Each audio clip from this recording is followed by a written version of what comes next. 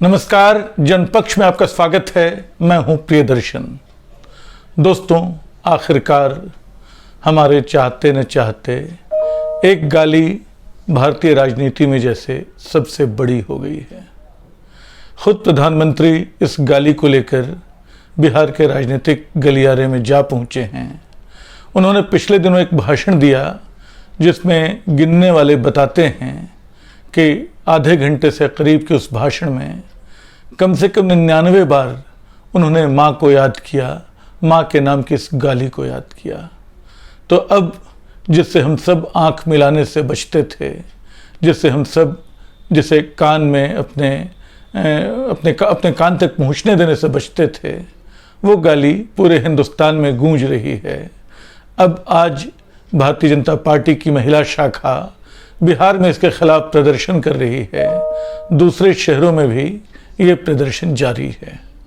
लेकिन तो अब वो समय आ गया है जब हम थोड़ा सा गालियों के समाजशास्त्र को भी समझें, ये जानने की कोशिश करें कि गालियां आती कहाँ से हैं, हमें लगती कहाँ हैं और किस तरह कब किस समाज के लिए वो अचानक गाली बन जाती है।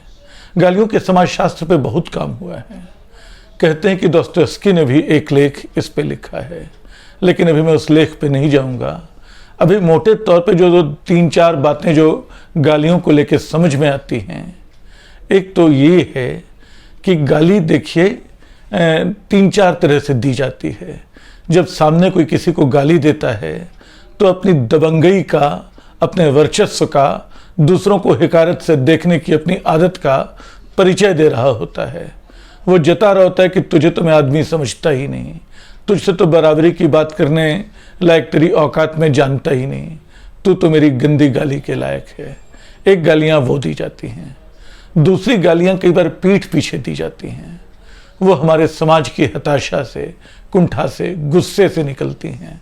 वो कमज़ोर आदमी की गालियां होती हैं जो कभी कभी मजबूत आदमी को कोसते हुए दी जाती हैं, कभी उसकी पिटाई के प्रतिरोध में, कभी उसके अन्याय के जवाब में। वो कमज़ोर आदमी कुछ नहीं कर सकता है, वो गालियां बक सकता है। लेकिन गालियां यही ख़त्म नहीं होती। कई बार दोस्तों के बीच भी गालियां चलती हैं। वो आत्मीयता भरी गालियां होती हैं, खूब गंदी गालियां होती हैं। हम तमाम लोग अपने बचपन से इस तरह की गालियों को देखते सुनते रहे हैं। वो दोस्तों के बीच दी जाने वाली गालियां होती हैं। इन गालियों का एक दुखद पक्ष ये है कि ज़्यादातर गालियां हमारे समाज की वो स्त्रियों से जुड़ी हैं। लगभग सारी की सारी गालियां वो स्त्री को धिकारत से देखने वाली, उसका अपमान करने वाली गालियां हैं।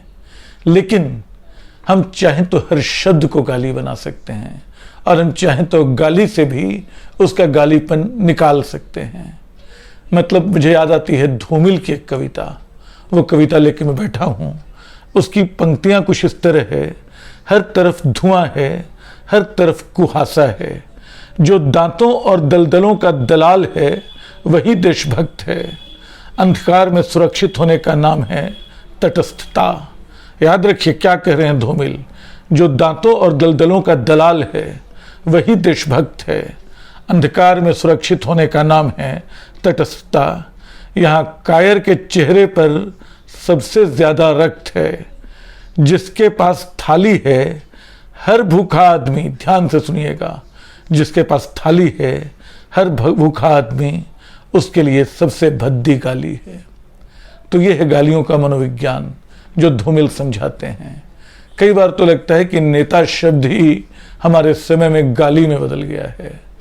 फिर चाहे तो एक लोकप्रिय शायर दुष्यंत कुमार का एक शेर याद कर सकते हैं जिसका वास्ता सियासत और जमहूरियत से था। वो शेर शुरू तो वहाँ से होता है कि तेरे पाँवों के नीचे कोई ज़मीन नहीं, कमाल ये है कि फिर भी तुम्हें यकीन नहीं। ये गज़ल है। इसी में ये आता है, तेरी ज़ुबान है झूठी जमहूरियत की तरह, तेरी ज़ुबान है झूठी जमहूरियत की तरह, तू एक जलील सी गाली से बदतरीन नहीं। तेरी हैसियत जो है, तू एक जलील सी गाली से बेहतरीन नहीं, तो एक गंदी गाली जैसा ही है।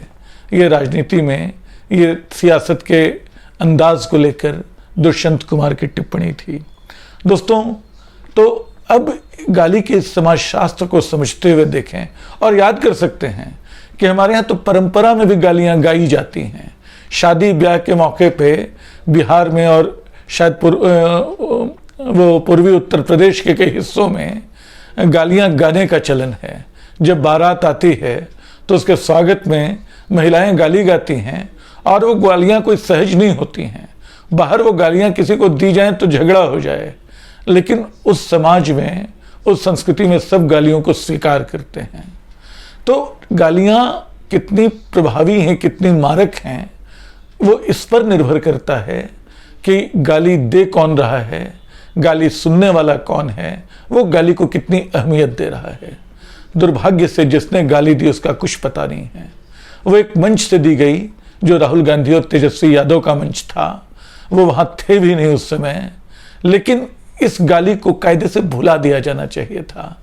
इसे लोकतंत्र पे, एक चुनावी राजनीति पे एक छोटी सी कीचड़नुमा कोशिश की तरह अनदेखा कर देना चाहिए था। कोई मुझे दूर से गाली दे तो मैं पलट के जवाब नहीं देता हूँ, मैं आगे बढ़ जाता हूँ, जानता हुआ कि इस गाली में कुंठा है। अगर गाली किसी वास्तविक क्रोध में दी जाती है तो शायद मैं जाके पूछ भी लूँ कि क्या बात है भाई, तुम मुझे गाली क्यों दे रहे हो। लेकिन यहाँ तो ये सब कुछ मामला नहीं है। प्रधानमंत्री लगातार ये गालियां देते, इन गालियों को एक तरह से दोहराते रहे। ये बोलना भी कि मेरी माँ को बहुत भद्दी गाली दी, बहुत भद्दी गाली दी, ये गालियों का मतलब राजनीतिक इस्तेमाल है। और इस्तेमाल से प्रधानमंत्री जैसे शख्स को तो थोड़ा परहेज करना चाहिए था, थोड़ा गुरेज करना चाहिए था। और इस गाली के बहाने प्रधानमंत्री जिस तरह हमलावर थे, कायदे से याद करें तो भारतीय जनता पार्टी या भारतीय राजनीति के तमाम लोग, मैं पहले भी दोहरा चुका हूं कि भारतीय राजनीति में भाषा का संस्कार बिल्कुल नहीं बचा है। वो ताकतवर की भाषा है, वो गाली गलौज की भाषा है। उस भाषा में गंदी गालियां भले न हों, उनका लहजा जो होता है कई बार गालियों जैसा ही होता है। और अचानक मुझे ख्याल आ रहा है, भारतीय जनता पार्टी को इतना परहेज है तो ज़्यादा पुरानी नहीं, रेखा गुप्ता के जो मुख्यमंत्री हैं दिल्ली की, उनके पुराने पोस्ट निकाल के देख ले जो उन्होंने ट्विटर के दौर में किए थे अरविंद केजरीवाल को। वो आज तक सुरक्षित हैं। और प्रधानमंत्री को जो गालियां दी गई, उससे ज़्यादा गंदी गालियां, उससे ज़्यादा विभत्स ढंग से दी गई गालियां वो हैं। उसके लिए बीजेपी का कोई नेता शर्मिंदा नहीं हुआ। उसके लिए रेखा गुप्ता ने कभी माफ़ी मांगने की ज़रूरत नहीं समझी। लगा कि गालियां थी, गालियां हैं, हो गई। मतलब मैंने कहा कि लहजे से गाली होती है, लहजे में गाली होती है। आपकी अश्लील मुस्कुराहट भी गाली से बुरी, गंदी हो सकती है। आपकी आंखों की मुद्रा भी गाली से गंदी हो सकती है। जब दो नेता पश्चिम बंगाल के चुनाव में प्रधानमंत्री मोदी और अमित शाह दीदी ओ दीदी बड़े फूहड़ अंदाज में कहते थे, तो वो भी गाली ही हुआ करती थी। लेकिन ये समझने की बात है, गाली को चिपका कर अपने साथ घूमने की नहीं।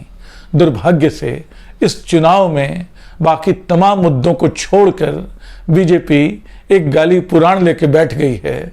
उसको पता नहीं है शायद कि गालियां आती हैं, जाती हैं। बिहार के लोगों को भी गाली देनी आती है, गाली को भुलाना भी आता है। वो उनकी संजीदगी इस बात में नहीं है कि गालियां न सुने, ये गालियां न झेलें। इस बात में कोई ऐसा करे तो उसकी ओर ध्यान न दें।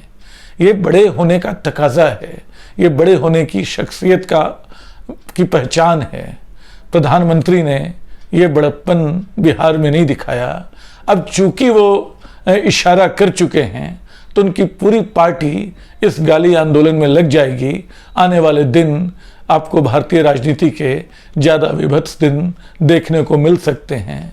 इस अंदेशे के साथ ये वीडियो मैं यहाँ ख़त्म करता हूँ। आपकी राय क्या इंतज़ार रहेगा?